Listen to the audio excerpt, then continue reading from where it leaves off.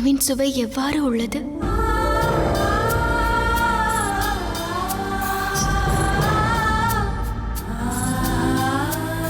அபிப்பிராயம் அறிய ஆவல் கொண்டிருக்கிறேன்.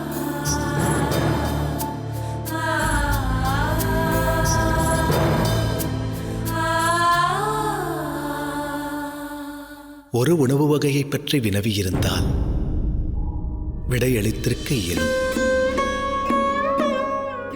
அநேக வகைகள் பரிமாறப்பட்டுள்ளதால்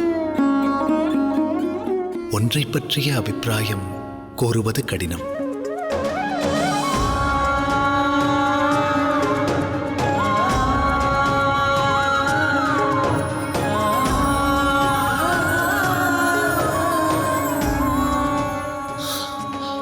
அருமையிலும் அருமை. இச்சுவை பற்றி பாராட்டுவதற்கு வார்த்தைகளின்றி நான் திணறுகிறேன். நன்றிகள் பல. ஆனால் தம் தமையன் ஏதும் உரைக்கவில்லையே.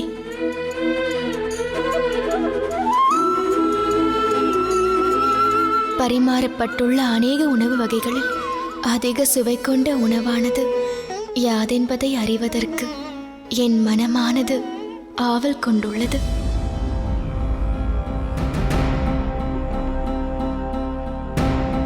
சீதை தன் ஆவலை கூறி ரகுகுல நந்தரை பரீட்சிக்கின்றாளோ?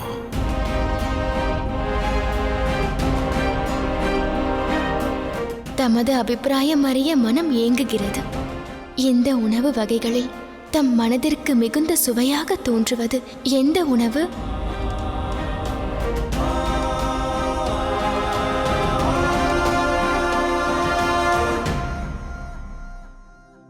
இதுவே அது.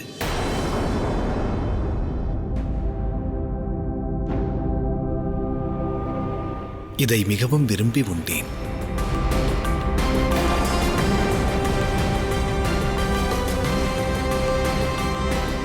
அதிக சுவை கொண்டது. எதிர்பாராத விடையை தாம் எடுத்துரைத்தீர்கள். கூடுதல் காரம் கொண்ட அந்த உணவினை தாம் விரும்ப மாட்டீர்களோ என்று எண்ணி இருந்தேன். தம் ஹிருதயம் உதித்த எண்ணம் சரிதான் அண்ணி. காரமான உணவை அண்ணன் உண்ணுபவர் அல்ல.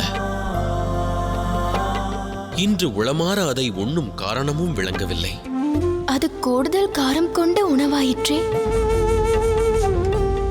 நேருக்காக நான் ஏங்கும், விழிகளில் நீர் வழியும்.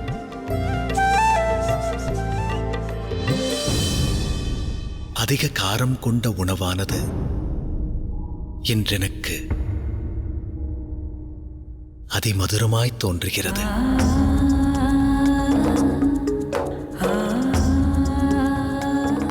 இந்த மதுரம்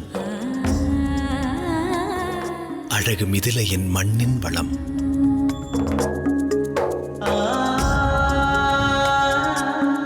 ஆகையால் தான் இந்த விருந்துணவில் பரிமாறப்பட்ட உணவு வகைகளை அமுதுணவாய் உணர்கிறேன்.